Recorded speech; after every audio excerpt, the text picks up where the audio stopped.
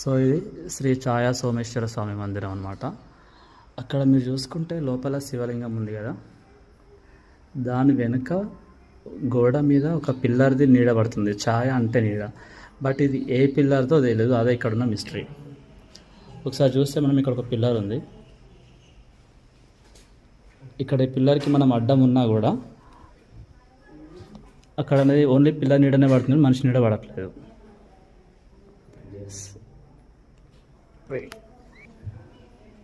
ఇప్పుడు ఈ పిల్లర్ చూద్దాం ఒకసారి.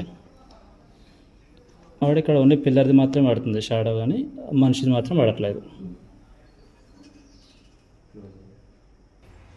సో ఇప్పుడు ఈ రెండు పిల్లర్ని మనం గమనించాము. ఈ రెండు పిల్లర్లో ఎక్కడ నిలిచినా కూడా అక్కడ నీడ అనేది డిస్టర్బెన్స్ అవ్వట్లేదు. మనకి ఇక్కడ ఇంకో 4 పిల్లర్స్ కూడా ఉన్నాయి. సో వాటి దగ్గర కూడా ఒకసారి నిల్చొని చూద్దాం, ఏమైనా డిఫరెన్స్ ఉంటుందేమో అని.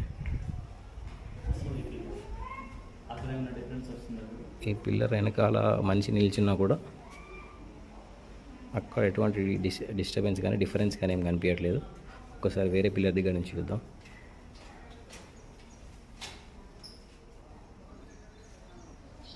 ఇప్పుడు ఆ పిల్లర్కి అడ్డం కనిపించారు.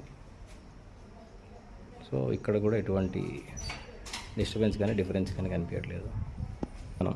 ఇప్పుడు మనం 2 పిల్లర్స్ చేస్తాం కదా, మిగిలిన 2 పిల్లర్స్ కూడా చేసుకుందాం.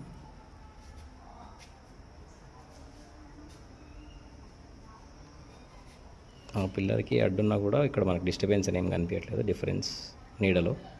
మిగిలిన ఇంకొక పిల్లర్ కూడా చూద్దాం.